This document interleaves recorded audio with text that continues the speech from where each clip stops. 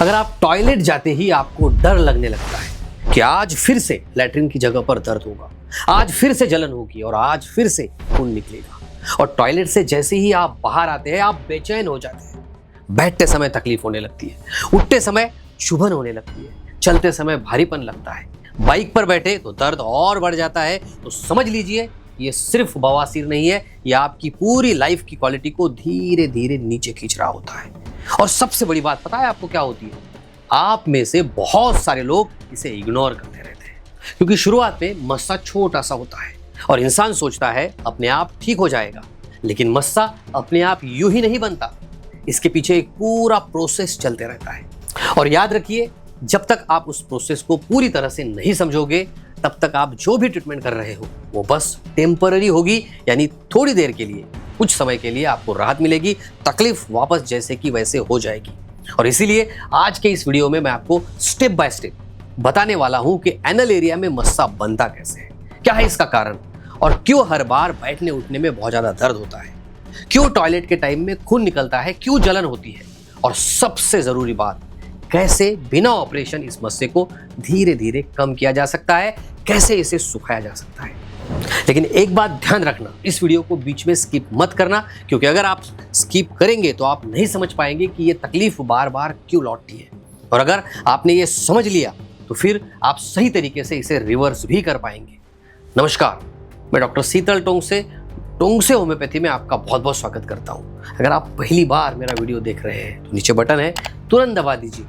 आपके लिए बहुत काम के वीडियोस है, आपकी तकलीफ को ठीक करने के लिए आए दिन मैं काफ़ी टिप्स इसमें बताते रहता हूँ। तो आइए मेरे साथ सबसे पहले समझते हैं पाइल्स का जो मस्सा है। ये देखिए इस तरह से होता है पाइल्स का मस्सा। ये बनता कैसे है?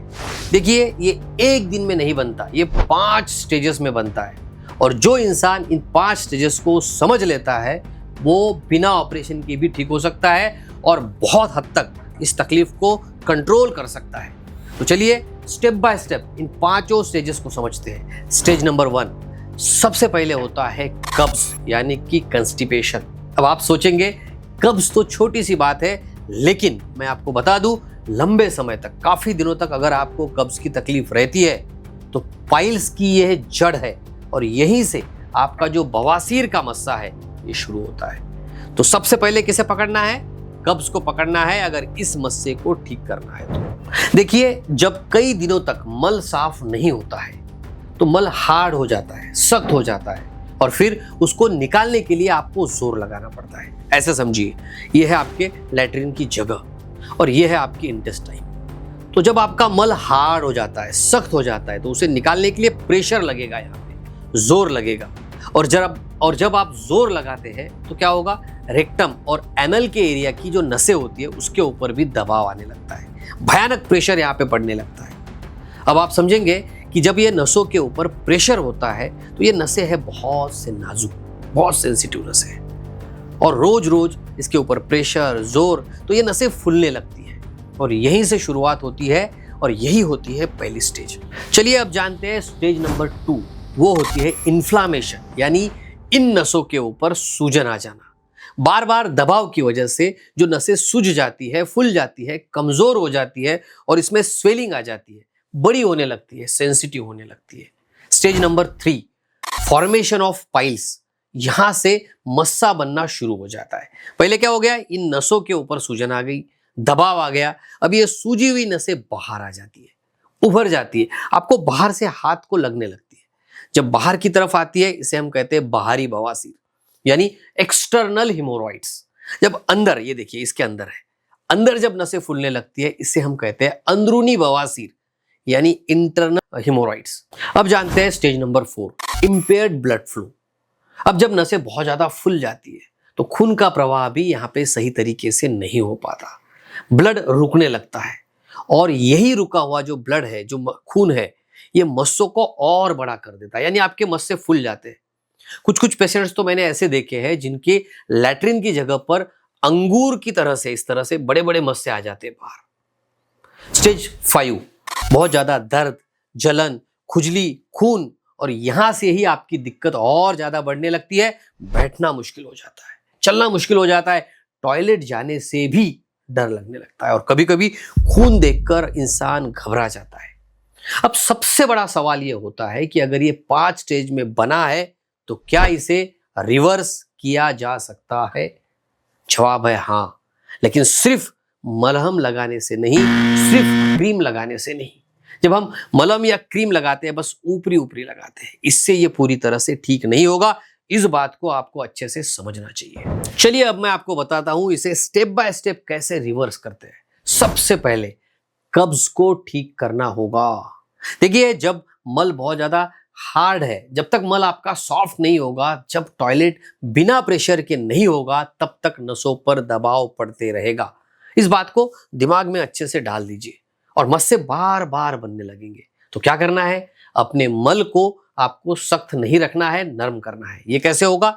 अपने खान पान में बदलाव करके। आपने खान पान में ज्यादा से ज्यादा फाइबर्स लेने चाहिए। हरी सब्जियां ज्यादा खाइए, फल ज्यादा खाइए, साबुत अनाज ज्यादा खाइए और सबसे जरूरी है पानी, पानी और पानी। कम से कम 8 से 10 गिलास पानी रोजाना पीना बहुत जरूरी है। जानिए स्टेज या स्टेप नंबर 2, सिट्स बाथ। गुनगुने पानी में 15 से 20 मिनट तक आपको बैठना है, सुबह भी और शाम को भी। इससे लैट्रिन की जगह पर जो सूजन है, जो नसों पर सूजन आई हुई है, वो कम हो जाएगी और दर्द भी कम होगा। ये बहुत अच्छा उपाय आपके लिए है। 10 से 15 दिन आप इसे आजमा सकते हैं। तीसरी स्टेप, ब्लड फ्लो सुधारने के लिए हल्की फिजिकल एक्टिविटी, और सबसे अच्छी एक्टिविटी है चलना, पैदल चलना। इसके ऊपर मेरे काफी वीडियोस है, जरूर देखिए। और एक चीज आप कर सकते हैं, योग आप कर सकते हैं, हल्की एक्सरसाइज कर सकते हैं, क्योंकि जब खून का प्रवाह ठीक हो जाएगा तो मस्सों में जो सूजन है वो धीरे धीरे कम होने लगेगी।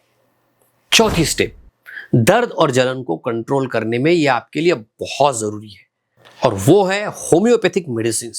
देखिए, होम्योपैथी में ऐसी बहुत सी असरदार दवाइयां हैं जो बिना ऑपरेशन भी सूजन को कम कर सकती है। नसों में जो स्वेलिंग आई है, जो नसें बाहर दिख रही है, उसे कम कर सकती है। आपके दर्द में आपको बहुत जल्दी राहत मिलेगा, मस्सों की साइज घट जाएगी। मैं रोजाना आए दिन काफी पेशेंट्स देखता हूँ। हमारी पूरी डॉक्टर्स की टीम है। ये देखिए, हमारे डॉक्टर्स है जो हम बिना ऑपरेशन भी ऐसे मरीजों को ठीक करते हैं। तो आप भी हमसे कंसल्टेशन बुक करा सकते हैं। हमारे डॉक्टर से 1 to 1 डायरेक्टली बात कर सकते हैं। वो आपसे पूरी डिटेल आपकी हिस्ट्री लेंगे, आपको तकलीफ कब से है, क्या है, कैसे है। क्योंकि देखिए, होम्योपैथी में हर बीमारी के लिए अलग अलग दवा है।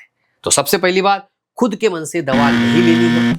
एक्सपर्ट डॉक्टर से आप सलाह ले सकते हैं, या फिर आप अपने नजदीकी किसी डॉक्टर को भी दिखा सकते हैं, या हमारे एक्सपर्ट डॉक्टर की टीम से भी बात कर सकते हैं। आपको हम फोटो भी आपसे मंगवाएंगे, तो मस्सा कितना है, कैसे है, वो सब चीजों को देखने के बाद ही आपको सही ट्रीटमेंट दी जाती है। ये सारे स्टेप्स अगर आप करते हैं तो डेफिनेटली आप पूरी तरह से स्वस्थ हो सकते हैं। बिना ऑपरेशन भी आपका मस्सा गायब हो सकता है। अब समझते हैं स्टेप नंबर 5, बहुत जरूरी है। टॉयलेट में स्ट्रेन ताकत लगाना बंद कीजिए। बहुत सारे लोग क्या करते हैं, टॉयलेट में बैठने के बाद मोबाइल लेकर बैठ जाते हैं, मोबाइल साथ में ले जाते हैं, बैठते हैं वहां पे देखते हुए, और फिर जोर लगाते थे। एक तो जोर लगाते हैं, बहुत देर तक बैठते हैं। इससे क्या होता है? इससे टॉयलेट में जब आप बहुत लंबे समय तक बैठते हैं तो लैट्रिन की जगह पर प्रेशर बनता है और इससे तकलीफें बढ़ जाती है। अब समझते हैं आखिरी स्टेप। देखिए, नेचुरल सपोर्ट भी आप ले सकते हैं। इसमें आप क्या करेंगे? आप लैट्रिन की जगह पर एलोवेरा जेल लगा सकते हैं, नारियल का तेल लगा सकते हैं, जिससे आपकी स्वेलिंग कम हो जाएगी, सूजन कम हो जाएगी और मस्सा भी धीरे धीरे सूखने लगेगा। इसमें भी आपको फायदा मिलेगा। अब जो बात बता रहा हूं उसे ध्यान से सुनना।